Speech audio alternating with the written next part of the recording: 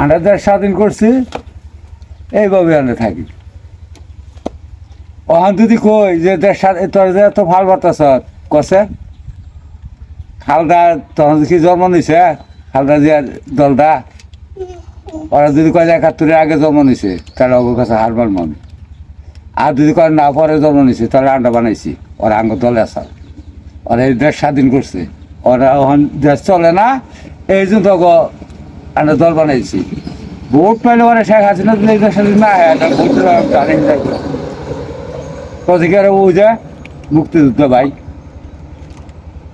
সেই সব আমার ভোট দেন, তাই বলে দাঁড়িয়ে ভালো রঙ করতুম না। ওই যে শুনি যে কি পার্টি নামছে ছাত্র পার্টি, আমি ওকে করতুম না, আমি দিলে ভাই দানে হিন্দা করতুম। আমার ৮টা-১০টা ভোট আছে ব্যক্তি, আমি কইছি যে এই দেশ যদি শেখ হাসিনা জায়গা তাহলে ধানের ভোট দিবি, কি আরে ওরা হলো আঙ্গ মুক্তিযোদ্ধা ভাই, এই সব চলনা বন্ধ।